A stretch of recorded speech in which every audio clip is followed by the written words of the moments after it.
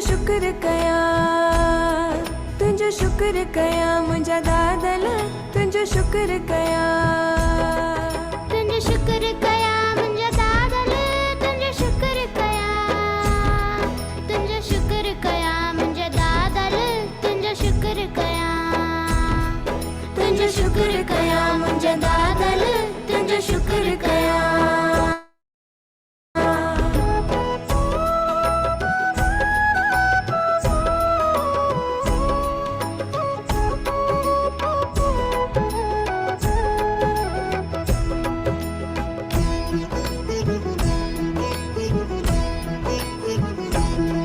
आही दया जो सागर, तुंहिंजी भरियल आहे घागर, भगतन जो दुलारो, दुखियन जो सहारो, सुखियन जो प्यारो, तुंहिंजो शुक्र कया मुंहिंजो दादल, तुंहिंजो शुक्र कया, तुझो शुक्र कया मुंहिंजा दादल, तुझो शुक्र कया।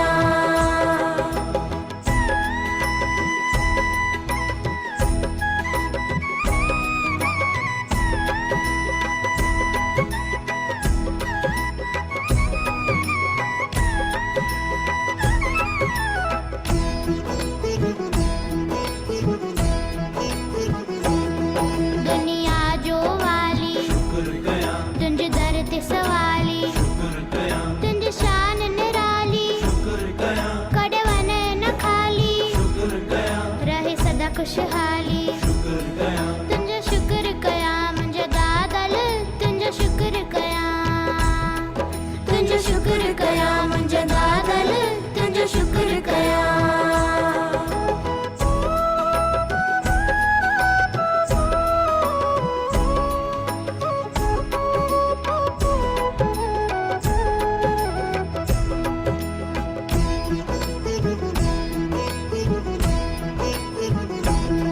पंहिंजे दर ते घुरायो, चरणन में विहारियो, बेड़ो पार लगायो, कॾहिं न मोटायो, अहंकार मिटायो, तुझो शुक्र कया मुंहिंजा दादल, तुझो शुक्र कया, तुझो शुक्र कया मुंहिंजा दादल, तुझो शुक्र कया।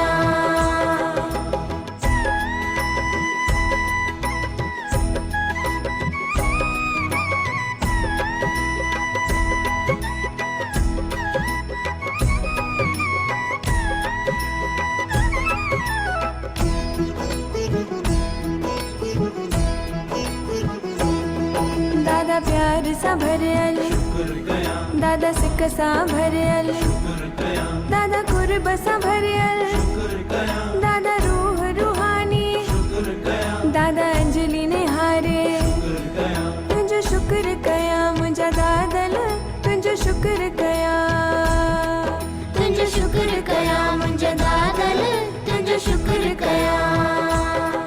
तुझो शुक्र कया मुंहिंजा दादल, तुझो शुक्र कया, तुझो शुक्र कया मुंहिंजा दादल, तुझो शुक्र कया, तुझो शुक्र कया मुंहिंजा दादल, तुझो शुक्र कया, तुझो शुक्र कया मुंहिंजा दादल, तुझो शुक्र कया।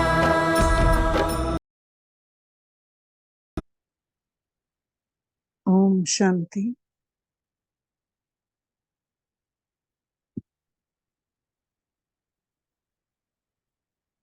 परमात्मा पिता जा शुकराना करे अॻिते वधूं था। अॼु जे कोर्स में कल पाण जेको सम्झो हुयोसीं उन्ही में शक्तियूं पिया सम्झूं कि असांखे छा छा प्राप्ति थिए थी परमात्मा पिता खे यादि करण सां। त पाण कल जो ही थोड़ो सो पहिरियों रिपीट कयूं था कि कल कहिड़ियूं कहिड़ियूं शक्तियूं सम्झियूं हुयूंसीं। त पहिरियों सम्झो हुयोसीं सहन शक्ति। चईंदा आहिनि सहंदे त लहंदे। ॾेखारियो तंहिं सहन शक्ति में कि नंढड़ो ॿार हिकिड़ो अंब जे वण खे पत्थर हणे थो ऐं अंब जो वण उनखे फल ॾे थो अंब किरंदे था वञनि। इन जो मतिलबु प्रकृति असांखे सेखारे थी कि कोई कुझु बि ॾेव, लेकिन तव्हां सभिनी खे प्यार ॾींदे रहो। त सहन शक्ति मतिलबु जीअं पत्थर खे छेनी हथौड़ी जी मार पवंदी आहे ऐं पत्थर मां मूर्ति गड़ी वेंदी आहे, उहा मूर्ति जेतिरो छेनी हथौड़ी जी मार सहंदी आहे त ओतिरो ओतिरो उन जी नैन नक्श में निखार ईंदो आहे ऐं उहा मूर्ति पूजण लाइक़ु थी वेंदी आहे। त हिकिड़े पत्थर जी ॻाल्हि ॿुधायांव थी कि हिकिड़ो पत्थर हुयो, उहो हिकिड़े ई धक हणण सां टुटी पियो। त वरी थोरो अञा ॿियो जेको पत्थर हुयो उहो वरी थोरियूं चोटां सहे पर पोइ टुटो, ऐं टियों जेको पत्थर हुयो उन खे ॾाढियूं ई चोटां पयूं, उहो सहंदो वियो। पत्थर त उहो ई हुयो, लेकिन उहो पत्थर हो मूर्ति ठही हो जंहिं ॾाढियूं चोटां सहियूं। ऐं पहिरीं धक में जेको टुटी पियो उहो पत्थर मंदिर जी चौखट ते रखियो वियो, जाते माण्हू चपल जूता लाहींदा आहिनि। ऐं जंहिं पत्थर ने थोरो धक सहिया उहो पत्थर मंदिर जे अंदर फर्श जे रूप में लॻो, टाइल्स ठही वियो। ऐं जेको पत्थर ॾाढो ई सठें, ॾाढी मार सठें छेनी हथौड़ी जी, उहो पत्थर मूर्ति ठही वियो। चवण जो मतिलबु दुनिया में माण्हू त खोड़ आहिनि, पर जेके सहंदा आहिनि से ई पाईंदा आहिनि, से ई लहंदा आहिनि। हुन में चईंदा आहिनि सहना ही तो गहना है, जंहिं सठो सम्झो उन्ही खे रतन ई रतन मिलिया। सहन करण खे हिकु शक्ति चयो वियो आहे। सहन करण कोई कायरता कोन्हे, ड्रिजण कोन्हे, सहन करण हिकु शक्ति आहे। इन करे देवियुनि खे इहो ॾेखारींदा आहिनि, जेके 8 शक्तियूं पाण खे अॼु ॿुधूं था, इहे देवियुनि खे 8 हथनि जे रूप में ॾेखारिया विया आहिनि। हालांकि ईअं कंहिं बि माता खे 8 हथ न हूंदा आहिनि, 8 हथ हुजनि त वरी पोइ 8 पेर बि हुजनि हा। छड़ो इहो प्रतीक ॾेखारियो वियो आहे 8 शक्तियूं, मतिलबु उन्हनि शिव जूं शक्तियूं उन्हनि खे चयो वियो नवरात्रि में, जेके 9 ॼणनि कन्याउनि ने जंहिं सुञातो कि ब्रह्मा जे तन में शिव बाबा आयो, सभिनी खां पहिरियों जंहिं कन्या ने सुञाते हिकु उहा कन्या, उन सां गॾु वरी जेके ॿियूं ईंदियूं वयूं उन्हनि खे बि सम्झ में ईंदी वई ॻाल्हि कि थियो कि काई त शक्ति आहे जेका कि हिते हीअ शइ ॿुधाए थी पई। त सहन शक्ति हिकु अहिड़ी शक्ति आहे, जेतिरो असां सहंदासीं ओतिरो असां पाईंदा आहियूं।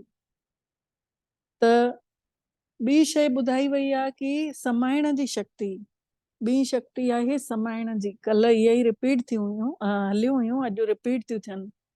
त समाइण मतिलबु कंहिं कुझु ॻाल्हि चई ऐं असां समाए वठूं, कंहिं टे खे न ॿुधायूं। इन खां सुठो असां भॻवान खे ॿुधायूं, परमात्मा खे ॿुधायूं, जेको बि ॿुधाइणो आहे, जेका बि ॻाल्हि हुजे काई लिकाइण वारी, त उन खे ॿुधायूं त उहो कंहिंखे बि न ॿुधाईंदो ऐं उहो उन जो हल बि कढी ॿुधाईंदो। त समाइण जी शक्ति चूंकि जैफुनि में न हूंदी आहे त उहे खणी हिन जी ॻाल्हि हुनखे, हुन जी ॻाल्हि हुनखे कंदे रहंदियूं आहिनि।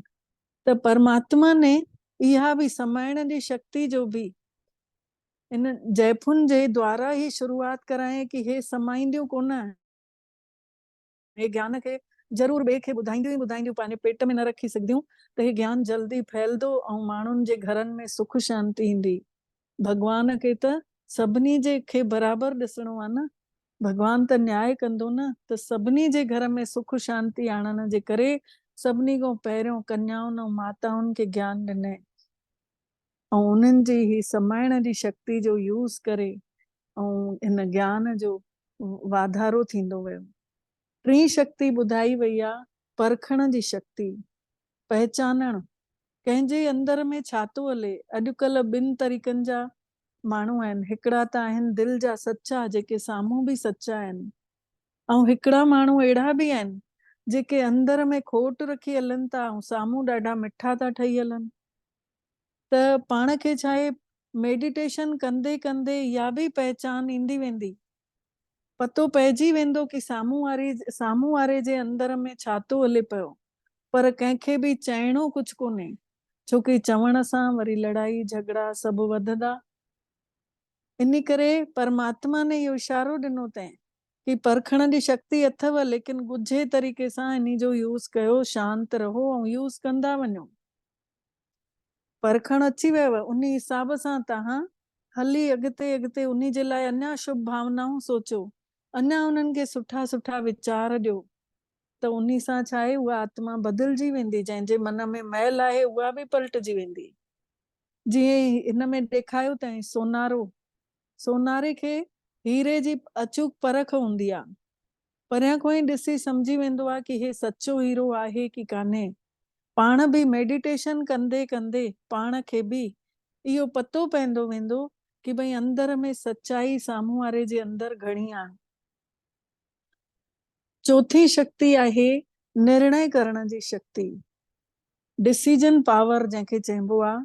पाण अक्सर करे पंडितनि खे ऐं वॾनि उन्हनि खे जेके हो हूंदा आहिनि महापुरुष, उन्हनि खे वञी करे चईंदा आहियूं असांजे घर जो मुहूर्त कढी ॿुधाए, या विहांव जो मुहूर्त कढी ॿुधाए, या सगाई जो मुहूर्त कढी ॿुधाए। मतलब हर जगह हर मुहूर्त ते सोचदा आहियूं हे जन सुठो ॿुधाईंदा। अगरि उहे जन सुठो ॿुधाइनि पिया, हेॾनि सालनि खां हलंदो अचे पियो, त अॼु ॾिसो केतिरा त हे था थियनि पिया, डाइवोर्स थियनि था, केतिरनि जा घर टुटनि था, कंहिंजूं त सगाई करे पोइ टुटी था पइनि। अगरि सुठा मुहूर्त ॾिसी करे बि कई हुई त उन खां पोइ हीअ अवस्था छो थी अचे पई। चवण जी ॻाल्हि, छोकी निर्णय शक्ति कोन्हे, डिसीजन पावर पंहिंजे ई अंदरि कोन्हे, असां ॿिए जे मथां भरोसो करे उन्हनि खां वठूं था, त उहे बि कहिड़ा सचा आहिनि। अॼुकल्ह त उहे बि लोभी नज़र था अचनि। त ॾेखारियो वियो आहे कि मेडिटेशन कंदे कंदे तराजू वांगुरु बैलेंस ठाहिण अची वेंदो। तराजी में हिकु पासे वट हूंदा आहिनि, ॿिए पासे सामान हूंदो आहे, त ॿई जंहिं महिल बराबरि हूंदा आहिनि तॾहिं पोइ दुकानदार बि संतुष्ट हूंदो आहे, पाण वठण वारा बि संतुष्ट हूंदा आहियूं। त बैलेंस ठाहे करे हलण सां असांखे दुआऊं मिलंदियूं। ॾेखारियो अथई निर्णय करणु, असांखे ई पंहिंजो पाण खे ई शक्ति अची वेंदी कि पाण सम्झी वेंदासीं कि फलाणे ॾींहुं अगरि पाण हे शुरूआत कयूं त सुठो इन जी सफलता मिलंदी, छोकी परमात्मा मिली वियो न। त परमात्मा जी यादि में एतिरी ताक़त आहे, परमात्मा खे यादि कंदे कंदे पाण उन कम खे शुरूआत कयूं था ऐं पाण जो कम में सफलता मिले थी पई। इहो डिसीजन पावर काॾों थो अचे, जेको बि आत्मा अमृत वेलो करे थी उन जे अंदर में सच्चाई वधे थी, पवित्रता वधे थी, ऐं उन अमृत वेले सां उन आत्मा जे अंदर उहो डिसीजन पावर अची थो वञे। 3 महीना लगातार जंहिं महिल पाण ध्यानु लॻाइण सिखूं था, कंदे था हलूं, त निरंतर पंहिंजे अंदर उहा डिसीजन पावर अची थी वञे पई। त चौथी शक्ति आहे निर्णय करणु। त जेतिरो पाण बैलेंस सां हलूं था, घर परिवार खे बि ॾिसूं था, भॻवान खे बि यादि कयूं था, समाज में बि उथी वेठी कयूं था, ऐं सेवाऊं बि कयूं था, त सभु पर पासे ॾे मुंहुं ॾेई वेठा आहियूं, पर बैलेंस सां हलूं था। हिकु पासे कोन्हे ज्यादा झुकाव कि भई छड़ो असांखे ज्ञान ई ज्ञान ॿुधणो आहे, घर परिवार खे न ॾिसणो आहे, ईअं कतई कान्हे। बैलेंस ठाहे हलूं था, घर परिवार खे बि ॾिसूं था, ज्ञान बि ॿुधूं था, त धीरे धीरे पाण खे बैलेंस सां ई दुआऊं मिलनि थियूं। हर आत्मा पंहिंजे लाइ दुआऊं ॾियनि था पिया। त इहो काथों आयो, इहो एतिरो पावर? पहिरियों त ईअं न हूंदा हुयासीं। इहो पावर आयो परमात्मा मां। जेतिरो आत्मा अमृत वेलो साधींदी आहे, ओतिरो उन जे अंदरि कमाई सची जमा थींदी वेंदी आहे, ऐं सची कमाईअ सां आत्मा खोड़ अॻिते वधंदी आहे, उनजी उन्नति थींदी आहे। कराइण वारो त दातार आहे, नालो उन माण्हूअ जो थी वेंदो आहे जेको निमित ठही अचे थो पियो, पर कराईंदो त उहो परमात्मा आहे न। त डायरेक्शन त उहो ई थो ॾे, छड़ो नालो उन इंसान जो थो अची वञे। त चईंदा आहिनि न, करते हो तुम कन्हैया मेरा नाम हो रहा है, मेरा आपकी कृपा से सब काम हो रहा है। भगवान जी कृपा सां सभु कम रास थींदा वेंदा, छड़ो असांजो अमृत वेलो सददो, उन खां पोइ पंहिंजो पाण गाॾी पटरी ते। गुड मॉर्निंग जंहिंजी परमात्मा सां थी, उन जो त सॼो ॾींहुं सुठो वञणो ई आहे न। त इहा चौथी शक्ति आहे निर्णय शक्ति। पंजी शक्ति आहे सामनो करण जी शक्ति। काथे काथे पाण खे भउ ईंदो आहे अंदर में, भउ बि हिकिड़ो विकार आहे। परमात्मा जी महिमा में चईंदा आहियूं एक ओंकार सतनाम करता पुरख निर्भय निर्वैर, जंहिंखे कंहिंजो भउ ई कान्हे, जंहिंखे कंहिंसां वैर ई कोन्हे। त असां जंहिंमहिल उन्हीअ सां कनेक्शन जोड़ियूं था, पोइ असांजे अंदर बि उन जो किरणा ईंदे ईंदे असां बि निर्भय था थी वञूं, असां बि आत्माऊं निर्वैर था थी वञूं। कंहिंसां असांजो वैर भाव नथो रहे, कंहिंखां असांखे भउ ई नथो थिए। त पहिरियों छा हूंदो हुयो, कोई बि जीअं बीमार पइजी वियो, कंहिंखे कहिड़ी बीमारी आहे, कंहिंखे कहिड़ी गुज़ारे थो वञे, त घणाई माण्हू छूत मञींदा आहिनि, अॻिते न ईंदा आहिनि, सोचंदा आहिनि असांखे न थी वञे। लेकिन परमात्मा जी शक्ति अहिड़ो कमु कराईंदी आहे कि निर्भय ठाहे छॾींदी आहे। चईंदा आहियूं सेवा त उन परमात्मा जी आहे, कराईंदो पाण ई, असां हिमत कयूं त मदद पाण ई ॾींदो। पोइ कंहिंखे छा मजाल जे कंहिंजे छुअण सां बीमारी अची वञे। इहो त अनुभव ॿुधायो बि हो मां कल्ह, त सामनो करण जी शक्ति ऑटोमेटिक अची थी वञे अंदर, जंहिंसां आत्मा सामनो करे थी सघे पई।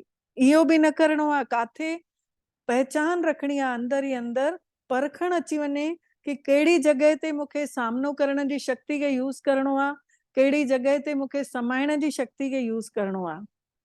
ऐं अॻिते ॿुधायो तैं छही शक्ति आहे सहयोग करण जी शक्ति। सहयोग में योग शब्द जुड़ियल आहे। मतलब जंहिं बि सहयोग ॾिनो भगवान जे कम में, तन ॾिनऊं, चाहे मन ॾिनऊं, चाहे धन ॾिनऊं, जंहिं बि थोड़े में थोड़ो बि सहयोग ॾिनो, त उन्ही जा वॾे खां वॾियूं समस्याउनि जो हल उन्हनि जो ई निकिरी ईंदो आहे।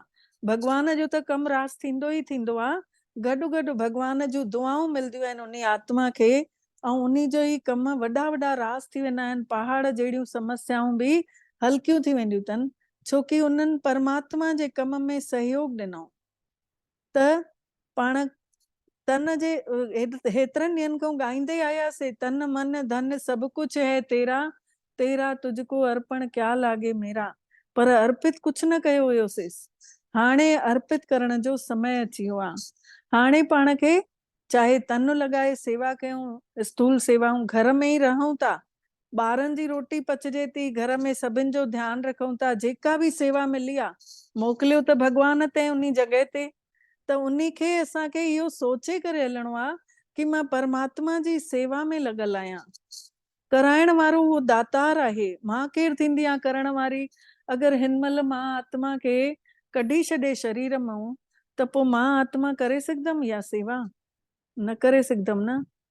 त पहिरियों त इहो सोच हलाइणी आहे कि हिन घर में मोकिलण वारो केरु, सुञाणींदा थोड़ी हुयासीं हिक ॿिए खे, ऐं उन्हीअ घर में अची पहुता आहियूं, उन्हनि जे विच में, अनजान माण्हुनि जे विच में अची सभिनी खे पंहिंजो था कयूं, उन्हनि खे पंहिंजा मिट था चवरायूं और उन्हनि जी सेवा बि था कयूं। त ख़ुशी ख़ुशी छो न कयूं? भगवान जी सेवा सम्झी कंदासीं त उन्हीअ ई सेवा में सफलता मिलंदी। ऐं सोचंदासीं अगरि मां थी कयां, मां थकिजी थी पवां, मां एतिरो कमु थी कयां, त पोइ थकान त थींदी ई थींदी। ऐं भगवान जी सेवा उन्ही खे ई सम्झी कयूं। बच्चा बि कंहिं ॾिना? परमात्मा ॾिना थे न। आत्माउनि खे मोकिलण वारो उहो, झोली भरण वारो उहो, त इहे भगवान जा ॿार थी विया न। असां पंहिंजी सोच रखी तसे हे मुंहिंजा ॿार आहिनि, मुंहिंजो बेटो आहे, मुंहिंजो सोनो बेटो आहे, त मुंहिंजो थी वियो त मुंहिंजा गुण बि उन्ही में वेंदा।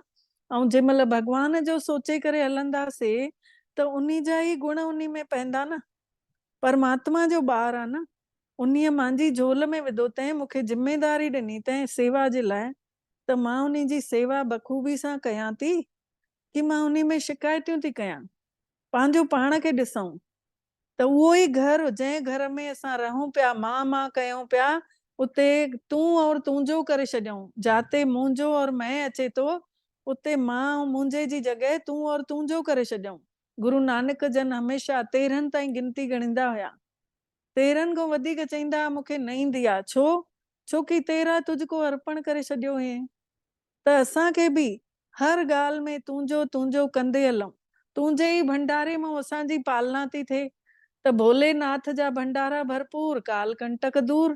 जंहिं भंडारे में भोलोनाथ पाण तो अची हलाए पियो त उन्ही घर जा काल कंटक त दूर थी वेंदा न, उन्ही घर जूं त समस्याऊं ई दूर थी वेंदियूं, छोकी पाण भोलोनाथ अची करे उन्ही जो भंडारो हले थो पियो। मन में सोच अहिड़ी रखीसीं त उहो भंडारो त बरकत वारो थींदो वेंदो न। चवण जो मतिलब पाण तन मन या धन कुछ बि भगवान जे कम में लॻायूं था, छड़ो सेवा समझी कयूं था, उहो ई घर आहे, उहो ई पाण आहियूं, छड़ो मां खे हटायूं था उते तूं था करे छॾियूं, त पोइ पंहिंजो पाण उन्ही घर में चमत्कारी परिवर्तन था थियनि पिया, उन्ही घर में चमत्कारी बदलाव था ईंदा वञनि, ऐं धीरे धीरे उहे आत्माउनि में बि बदलाव थो अची पियो। त इहो ॿुधायो तंहिं कि सहयोग करण जी शक्ति जंहिं बि अॼु जी तारीख़ में ज्ञान वरितो, सम्झो, हंडायो पंहिंजे अंदर में, ऐं उहो भगवान जी सेवा समझी करे घर में करे थो या ऑफिस में करे थो, उन खे ॾींहों ॾियारी सफलता त ज़रूर मिलणी ई आहे। हाणे सती शक्ति ॿुधूं था, विस्तार खे संकीर्ण करण जी शक्ति। मतलब केतिरा बार पाण ॾिसंदा आहियूं, नंढड़ी सी ॻाल्हि हूंदी आहे, वधंदे वधंदे वॾो रूप वठी वठंदी आहे, विस्तार वठी वठंदी आहे, बाद में उन ई ॻाल्हि खे कीअं हैंडल कयूं सम्झ में न ईंदो आहे। जीअं कछुओ ॾेखारियो अथनि इन चित्र में, कछुओ पंहिंजे इंद्रनि खे फैलाईंदो आहे, जंहिं महिल रोटी खाइणी हूंदी अथसि, ऐं जंहिं महिल खाई वठंदो आहे पोइ वरी इंद्रनि खे समेटे छॾींदो आहे। पंहिंजो इलाही उन जो खोपो जेको हूंदो आहे मथां जो, उन जी उहो रक्षा करे वठंदो अथसि, पोइ उन जे मथां चाहे ट्रक निकिरी वञे तॾहिं बि उनखे कोई फर्क़ु न पवणो आहे। त इन्ही तरीक़े सां असांजे हिन संसार बि छा आहे, सागर रूप में आहे, हिते बि केतिरियूं ॻाल्हियूं ईंदियूं, ऐं ॻाल्हियुनि में अगरि पवंदासीं, उलझंदासीं त पोइ पंहिंजी रक्षा न करे सघंदासीं। इन करे कछुए वांगुरु जंहिं महिल पाण खे चाहियूं तंहिं महिल पाण कर्मेंद्रनि खे फैलायूं, जंहिं महिल कमकार आहे करे वठूं, उन खां पोइ जंहिं महिल कमु निपटे थो पोइ पाण सार में अची पंहिंजो पाण खे आत्मा समझी समाए वठूं, पोइ तंहिं महिल पाण यादि में वेही रहूं, त हर ॻाल्हि पंहिंजो पाण निपटदी वेंदी। जीअं कछुओ पंहिंजो ई पाण कवच थी वेंदो आहे न, त इहा बि हिकिड़ी कला आहे कि पंहिंजो पाण खे कीअं समेटे करे पंहिंजे पाण जी रक्षा पाण कयूं। जंहिं महिल आत्मा सम्झूं था, पॉइंट सम्झूं था, पोइ पंहिंजो पाण असांजो मन बुद्धि पावरफुल थो थींदो वञे, परिस्थिति खे बि परखे था वठूं, पोइ पहले सां ई ॻाल्हि सम्झ में अची थी वञे, सोचूं था अगरि इन ॻाल्हि में हीअं चईंदासीं त इहा ॻाल्हि वधी वेंदी, इन खां सुठो पंहिंजी सुरक्षा करे वठूं, पोइ असांजी स्थिति त न बिगड़दी न, मानसिक तनाव त न थींदो न। त माण्हू खे इहा चीज पहिरियों सां ई शक्ति मिली वेंदी मेडिटेशन कंदे कंदे, कि वॾी ॻाल्हि खे कीअं पाण नंढो करे वठूं।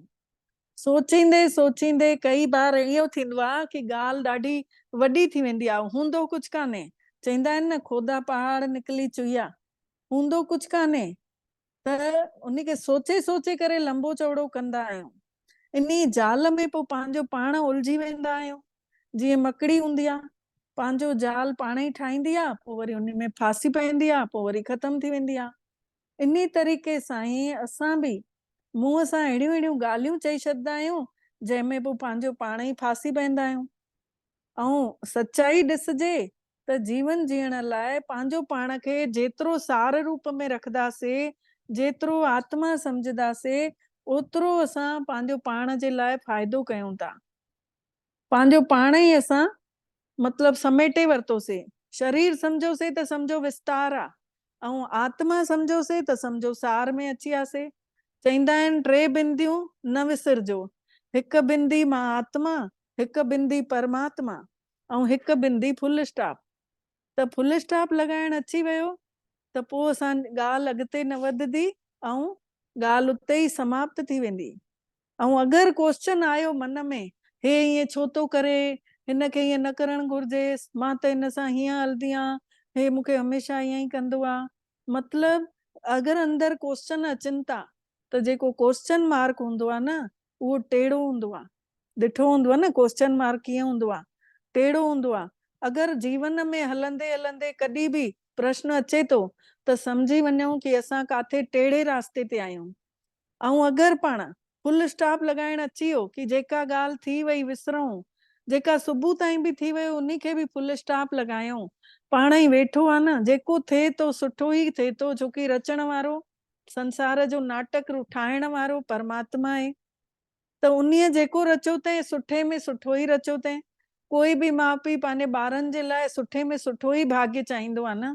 त भॻवान जा बि असां ॿार आहियूं न, असां उन जा बच्चा आहियूं न।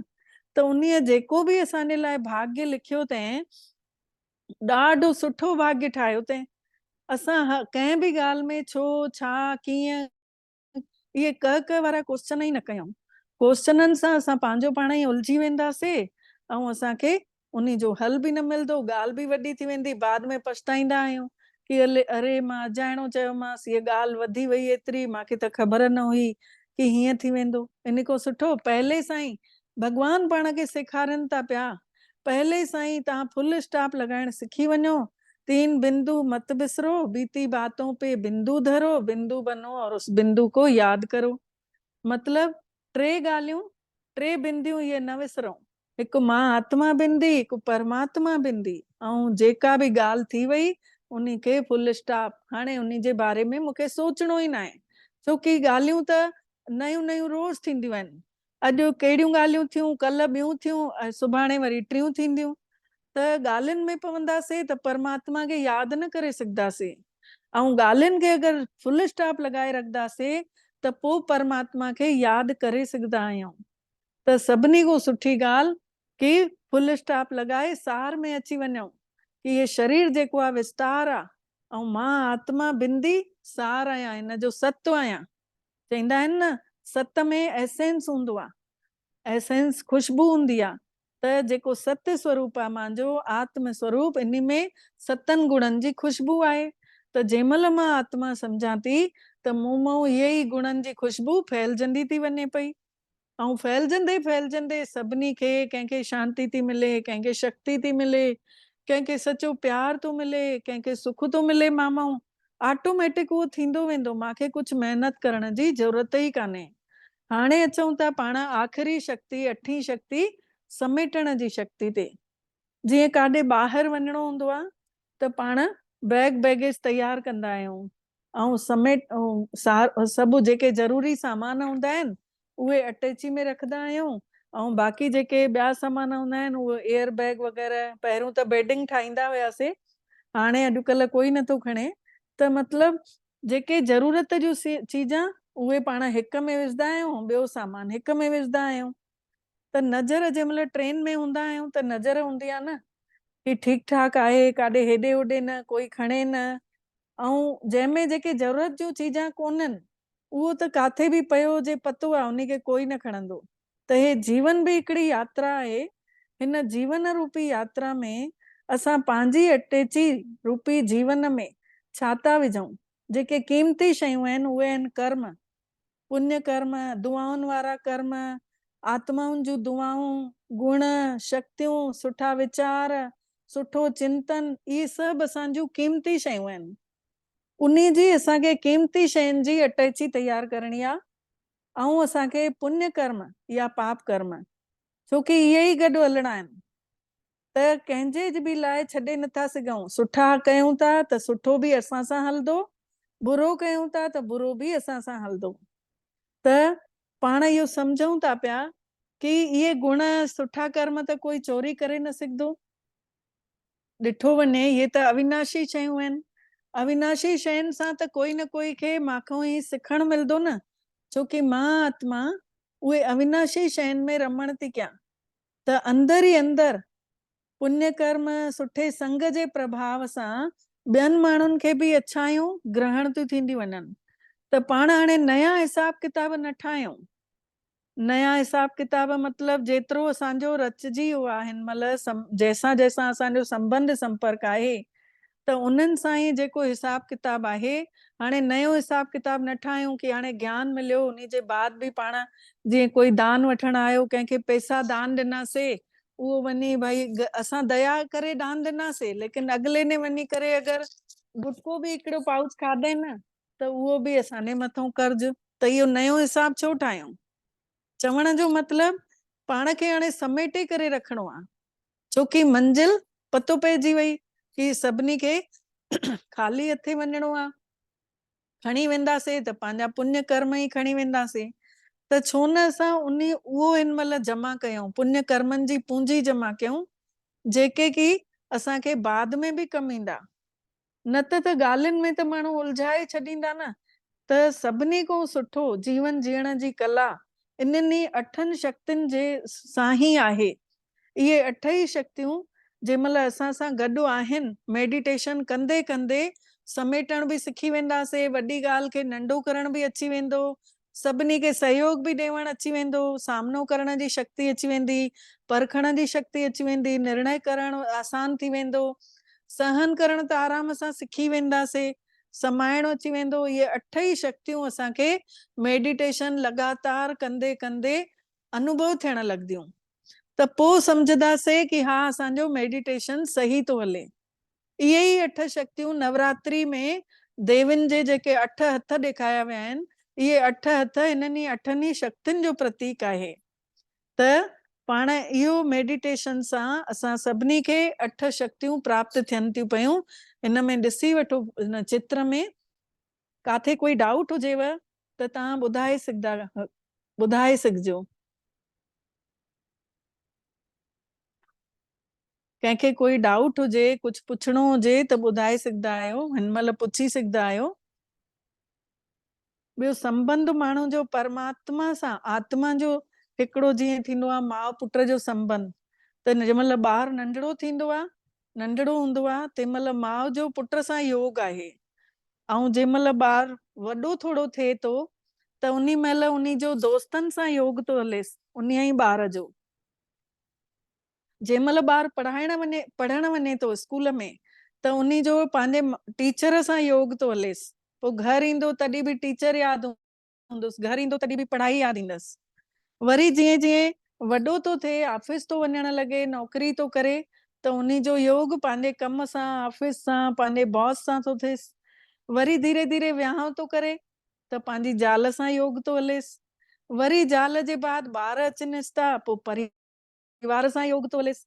मतिलबु योग कोई उहो कोन्हे, सरल शइ आहे। जंहिंसां सरलता सां तार जुड़े, सम्झो उॾे असांजो कनेक्शन जुड़ियो त योग हले थो।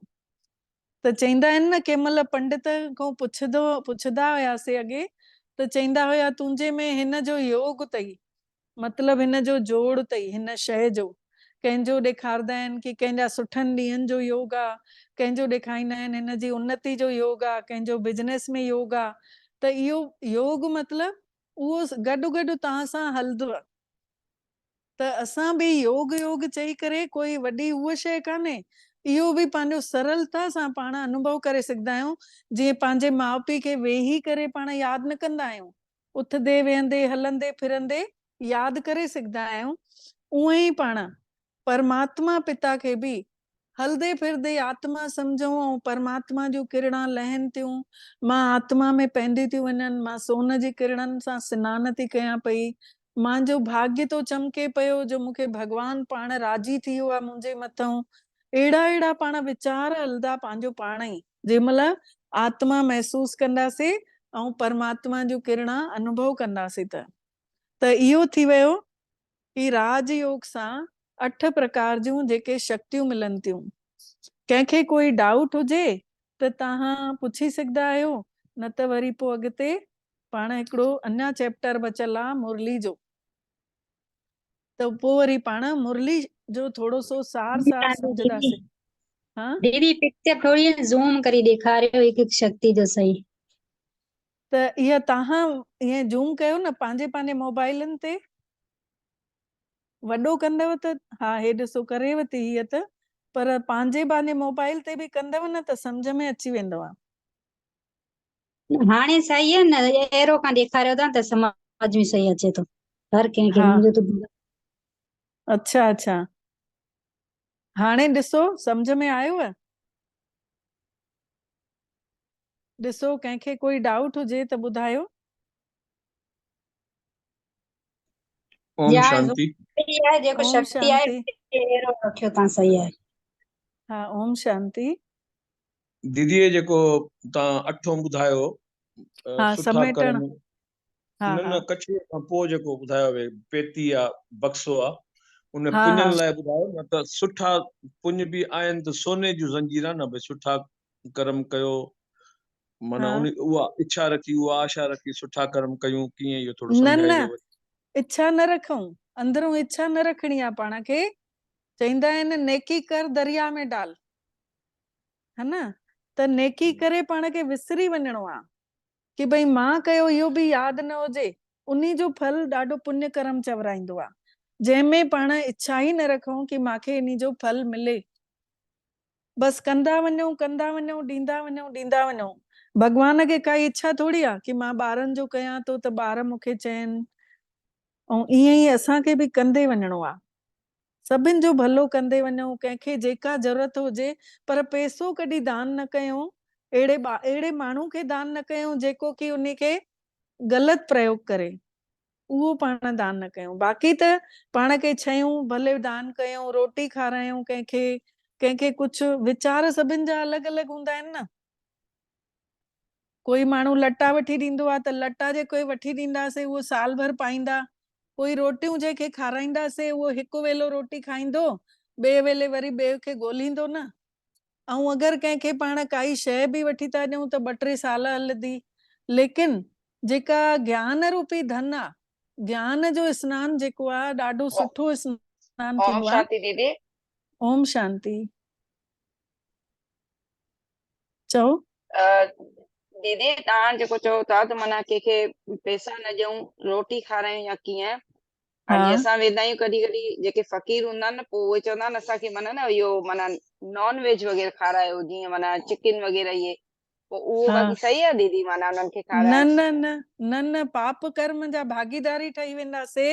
नॉन वेज खाइण वारो, वठी अचण वारो, खाराइण वारो, ठाहिण वारो, सभु बराबरि जा हिस्सेदार थी वेंदा आहिनि। सही, ऐं इन्ही जो ठीकु आहे। हाँ जी जी थैंक यू दीदी, बसि इहो ऐं थोरो इन्ही पुछिणो हुयो तव्हां। ऐं इन्ही जो बि हिकिड़ो उदाहरण अञा ॿुधायांव थी पई कि हिकिड़ो दीदी क्लास पई कराए त उन्ही जो ॿुधोमांसि माउंट आबू में, त उहा चए पई कि जीअं काथे काथे तीर्थनि ते माण्हू वेंदा आहिनि, बसियुनि जूं बसियूं पलटिजी वेंदियूं आहिनि, या 6 माण्हू कट्ठा मरी विया, हिक ॿिए खे सुञाणनि बि न पिया, उहे जन सभिनि जो हिकु साथ मौत थी वेंदी आहे अचानक सां। त उहा बि इहे ई सभु जेके हिकिड़ो ॼणो वठी आयो, ॿिए ॼणे ने पचाए, 3 ॼणे ने ठाहे, 4थे ॼणे ने खाधे, त 4 बराबरि पाप जा भागीदारी ठही आहे, उन्हनि पंहिंजा पाप कर्म रचे वरितऊं। त ॿिया त जेके ॾिसो भीख था घुरनि न, उहे सभु सुठे उन जा त आहिनि कोन, उन्हनि जा कर्म त बुरा आहिनि, इन करे उहे भीख था घुरनि। त उहे अगरि नॉन वेज घुरदा त असां खाराईंदासीं त असां बि बराबरि जा पाप जा भागीदारी थी वेंदासीं न। ठीकु आहे, क्लियर जी थियो? जी जी जी दीदी, दीदी थैंक यू दीदी। असां त सुठो भाव रखी उन्हनि खे, कोई मजबूर इंसान अचे थो कंहिंजी कई उन परमात्मा खे रखी साम्हूं ॾिनोसीं, हाणे उनजी ख़बर त उहे उपयोग छा थो करे उनजो। मिसाल हा कंहिंखे पैसनि जी हेल्प आहे, कोई न्याणी जी घुरे थो पियो बाबा मुंहिंजी शादी आहे, ठीकु आहे, हा असां परमात्मा जो भाव रखी उनजी कईसीं, हाणे उहो ख़बर आहे त उहो उपयोग छा थो करे उनजो, त उहो ॾिसो, त उन जे मथां आहे न, असांखे कीअं ख़बर छा उनजो। पर इन्ही जो ईअं थींदो अथव, तव्हां उन्ही जे विहांउ में न सामान वठी ॾियो पर पैसो न ॾियो। कंहिं ग़रीब गुरबे ने कुझु पैसा घुरनि त उन्ही खे बि पूरो डिटेल वठो कि कंहिंजे लाइ खपनिसि। ॾिसो कोरोना काल आयो न, त दाल चांवर आलू ऐं भाॼी कुझु बि वठी करे ॾियूं पिया पैकेट ठाहे, पर पैसा कंहिंखे रुपयो बि हथ में न पिया ॾियूं। इहो समय आयो न हिन महिल कुझु 2 साल पहले।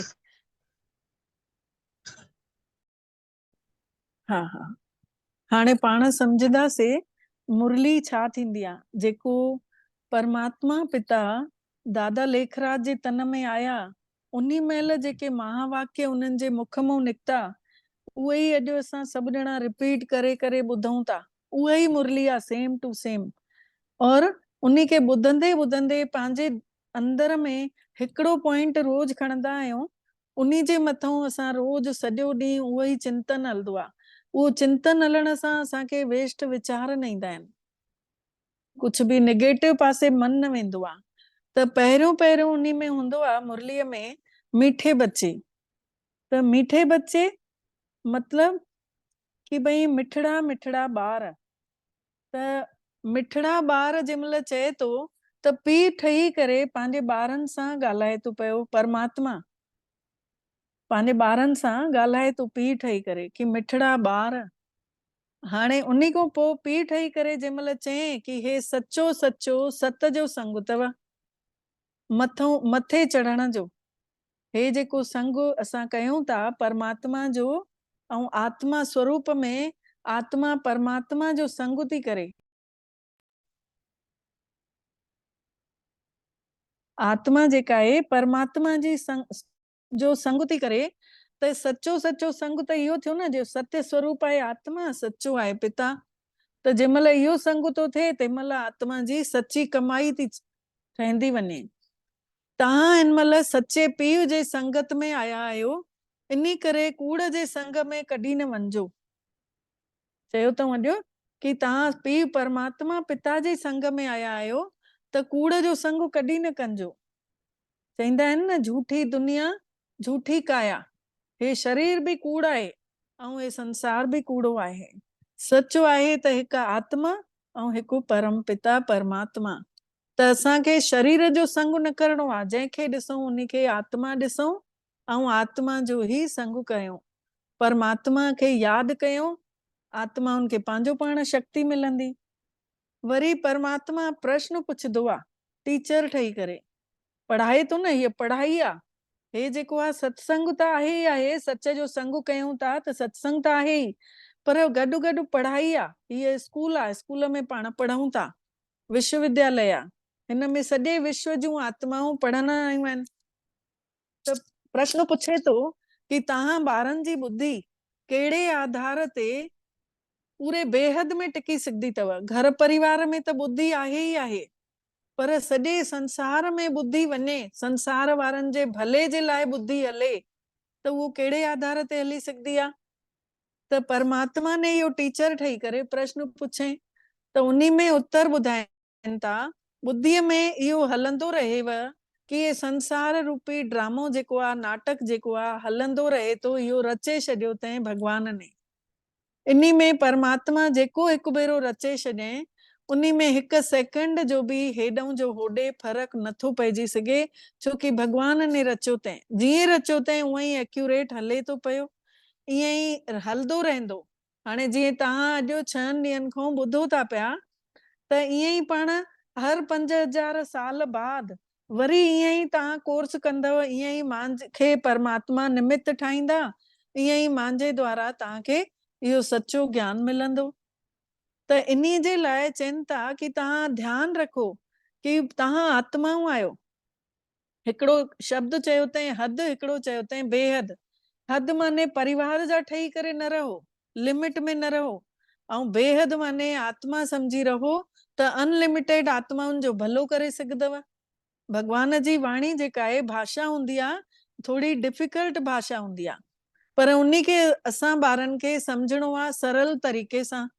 त चवनि था कि पंहिंजो पाण खे तव्हां आत्मा सम्झी करे हलंदव त तव्हांखे हलण में सवलाइप थींदव, ऐं अगरि शरीर सम्झी करे हलंदव त काथे न काथे विघ्न ईंदो, काथे न काथे कष्ट महसूस थींदो। त असां वेंदासीं त इन पवित्र स्वरूप सां ई पंहिंजे घर मोटी हलंदासीं परमात्मा वटि।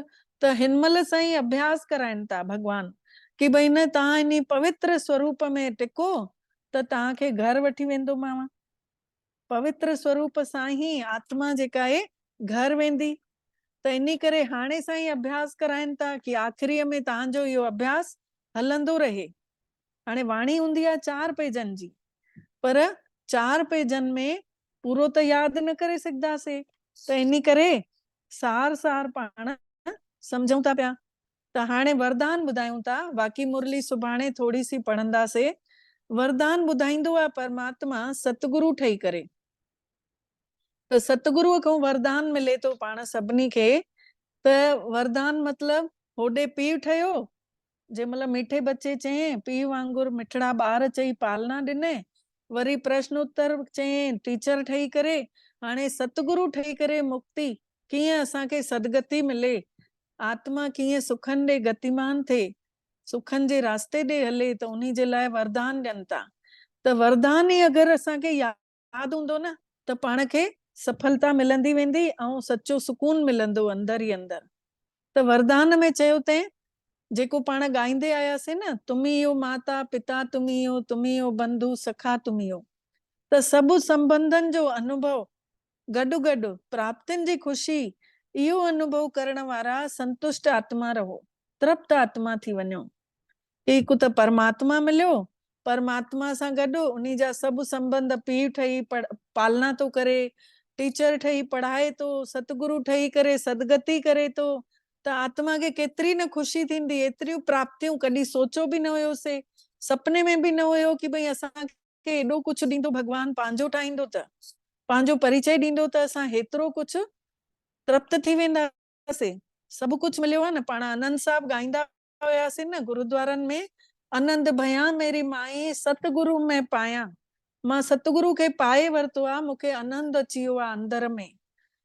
राग रतन परवार परियां शब्द गावण आया, मतलब अंदर राग वॼनि था, मुंहिंजे अंदर शहनाइयूं गूंजनि थियूं, शब्द वॼनि था जो मां तोखे पातो आहे। त केतिरी ख़ुशी थी आहे जो आनंद साहब निकिरंदो आहे मुंहं मां। त उन्ही आनंद साहब जो त कंहिं अर्थ ई न सम्झो आहे, लेकिन परमात्मा हिते पाण खे उन्ही जो बि अर्थ सम्झाइनि था कि तव्हां पातो अथव सभु कुझु, त तव्हां ख़ुशि थी विया हो, तव्हां तृप्त थी विया हो। त इन्ही जो डिटेल ॿुधाइनि था कि जेके सच्चा आशिक आहिनि उहे हर परिस्थिति में हमेशह इन ख़ुशी में रहंदा आहिनि कि भॻवान जेको करे तो सुठो कंदो। केतिरा ॿार अनुभव बि कंदा आहिनि कि उहो मुंहिंजो पीउ आहे, उहो मुंहिंजो सच्चो साजन आहे, उहो मुंहिंजो ॿार आहे, लेकिन छड़ो मुंहं सां चवंदा आहिनि, प्राप्ति ओतिरी महसूस न कंदा आहिनि कि असांखे ओतिरो प्राप्ति बि थिए थी पई, ओतिरो अनुभव न थींदो अथनि। त जंहिंखे गॾो गॾो अनुभव बि थिए कि हा मुंहिंजो पीउ ठही करे मुंहिंजी पालना करे थो, मुंहिंजो साजन ठही करे मूंखे सजाए थो पियो, त जंहिंखे उहा अनुभूति बि थींदी थी रहे, त उहे ई आत्माऊं तृप्त बि आहिनि, अॼु संतुष्ट बि आहिनि। त उन्हनि खे कंहिं शइ जो ईअं न लॻंदो आहे कि मूंखे हीअ शइ न मिली, उन्हनि खे लॻंदो आहे चाह गई चिंता मिटी मनवा बेपरवाह, जाको कछु न चाहिए सो शहन का शाह। जंहिंखे कुझु बि न खपे उहो ई सम्झो शहनशाह आहे। बादशाह फ़कीर आहे, बेगमपुर जो बादशाह, चवंदा आहिनि उन खे कोई गम कान्हे छो कि उन खे परमात्मा मिली वियो, उन खे सभु शक्तियूं मिली वियूं, उन खे सचो सुख मिली वियो, त उन जी आत्मा तृप्त पई आहे, उन खे कुझु बि न खपंदो आहे, काई इच्छा ई न हूंदी आहे। त सच्ची सेवाधारी सच्चो आशिक उहो ई आहे जेको हर परिस्थिति में हर कर्म में हमेशह उन खे ख़ुशी थी बणियल हुजे कि मूंखे केरु मिलियो आहे, नशो तो चढ़ी वञे।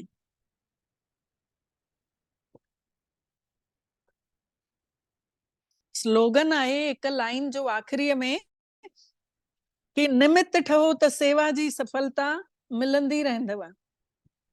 निमित्त ठही करे जेको बि कर्म कंदासीं त सफलता ई सफलता मिलंदी रहंदी।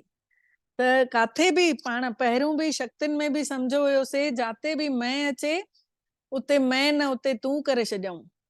त जाते बि निमित्त भाव ईंदो न, कोई घमंडी कान्हे, कहिड़ी शइ जो घमंड कयूं जॾहिं पाण ई किराए जे मकान में आहियूं।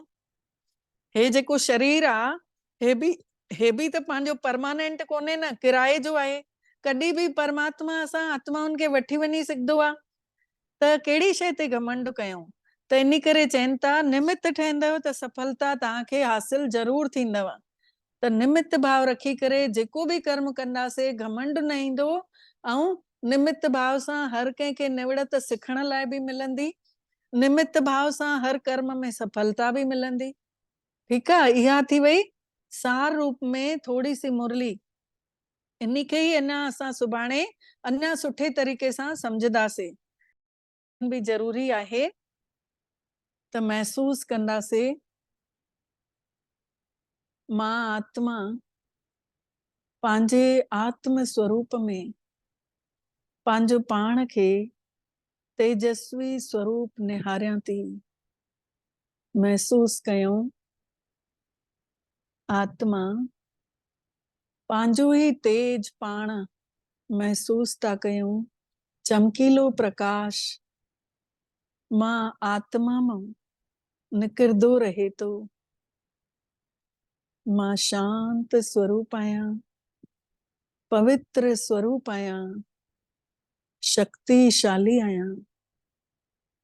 महसूस कयूं प्राणेश्वर परम पिता परमात्मा जी बांबार आहियां।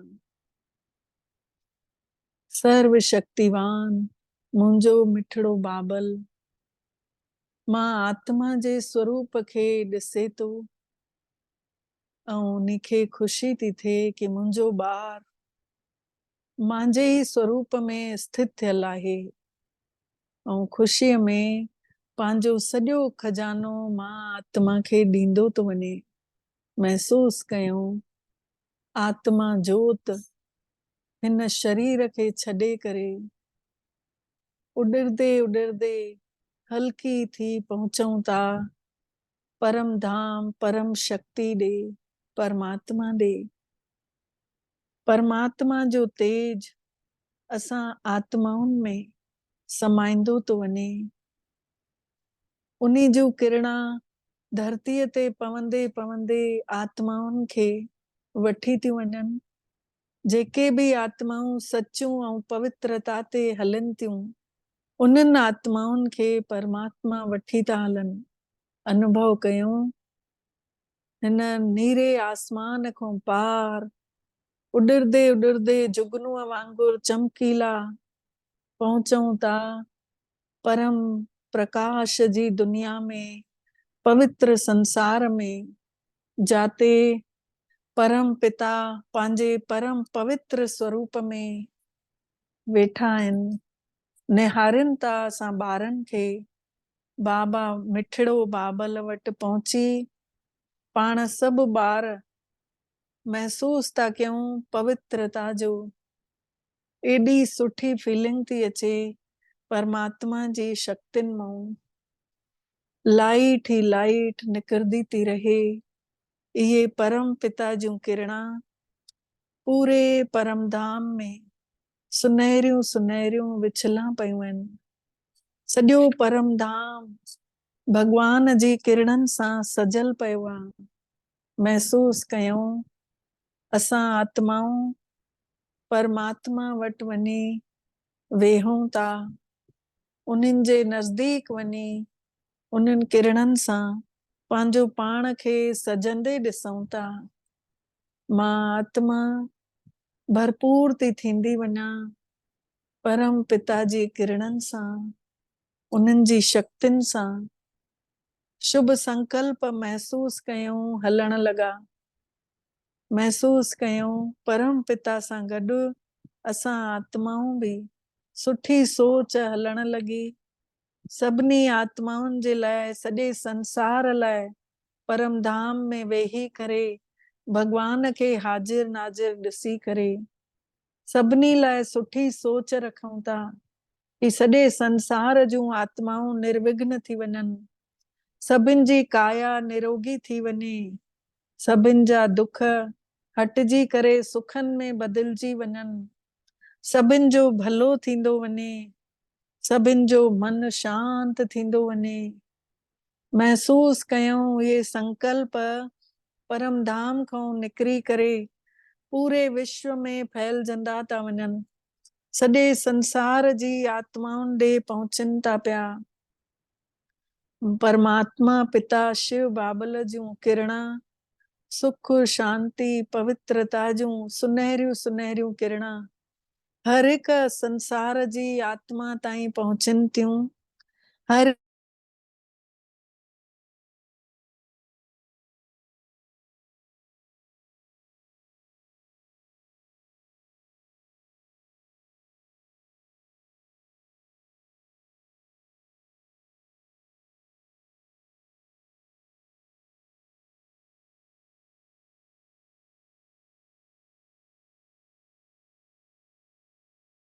परमात्मा जूं किरणा विछजी वियूं आहिनि। सभिनि जा दुख दर्द चिंताऊं सभु ख़तम था थींदा वञनि। माण्हुनि जे अंदरूं तनाव ख़तम थो थिए, निश्चिंत थींदा था वञनि। सभिनी खे भगवान जी छांव मिले थी। अहिड़ी छांव जे सॼो जीवन उन्हनि जो सुकून में बीतजे थो। दुआऊं कंदा वञूं, सॼो संसार सुखी थो थींदो वञे।